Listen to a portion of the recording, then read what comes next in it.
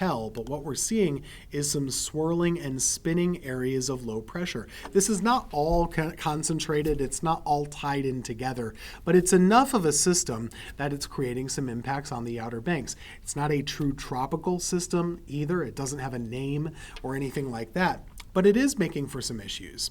And so what we're seeing is that a lot of this rain over the next day or so, it's going to pivot and kind of move inland a little bit. It hasn't done it yet, but this time tomorrow, some of those rain showers, well, they'll be headed our way. Let me show you a couple of things. So this is over here in Highway 12. It's had some issues throughout the day today and some backups from traffic. Why? Well, there's been issues on the bridge there. They had a big accident. And then there's been some coastal overwash too. That can happen out that way when they have gusty winds. The winds in the Outer Banks today have been gusting from about 25 to 40 miles per hour.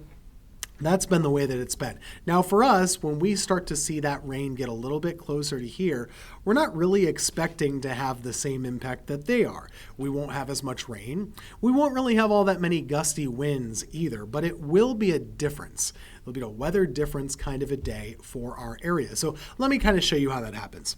Futurecast, remember, whenever we show you this, it's a computer model. It's its estimate and kind of simulation of what will happen using science and all these things. So let's take a look at tonight. Clouds are mostly thickening up a little bit. Tomorrow morning, it has the rain still pretty far to the east of us. But as we work our way closer to lunchtime, scattered showers start to move our way. Mid-60s look to be about the warmest that we'll get throughout much of the day. But you'll notice there's a difference. Farther west you are, the better chance you'll have for some warmth and sunshine. The farther east, well, it'll be a different story with some rain over there. So it's kind of a two-parter. Cooler in one spot, warmer in the other, wetter in one spot, drier in the other. That's the idea. And these scattered showers, well, they'll be on and off again for a couple of hours. Morning, midday, afternoon, basically a big chunk of the day will have the potential, at least, for a little bit of rainfall. Now, not all of us will get this. Some areas will stay dry throughout this entire system. And then as we go into the day on Wednesday, we'll be in the process of clearing out. So we'll start with some clouds and gloom in the morning, and then as the day wears on, it'll start to get a bit sunnier. Rain will be fickle. What I mean by that is it's going to vary from place to place. Take a look. Western counties, hardly any rainfall, not that much. Farther out to the east, you could even see as much as an inch of rain.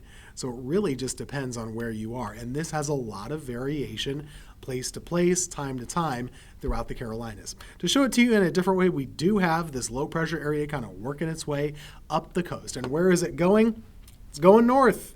It's moving up toward Virginia and the mid-Atlantic states. So throughout the day tomorrow, the center of this thing, it'll be pushing up into the tidewater, moving up to Norfolk, Virginia, places like D.C. You'll get in on some of this tomorrow evening.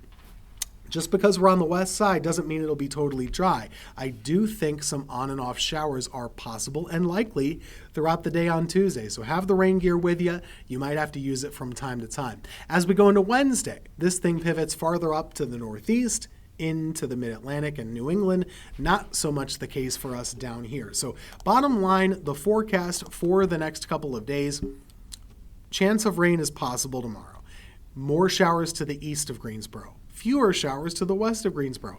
Have the rain gear with you throughout the day. You could use it. It could be helpful for you. And of course, you can track this on the go using the News 2 Radar app.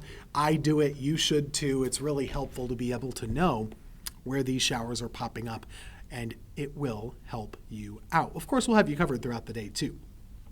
Tropics. Oh yes, it's been very quiet for a long time, but we do have a system that I'm going to be tracking a little bit more closely as we go throughout the week. This is still an unorganized, what we call tropical wave. And a tropical wave just means a big cluster of thunderstorms moving across the Atlantic Ocean.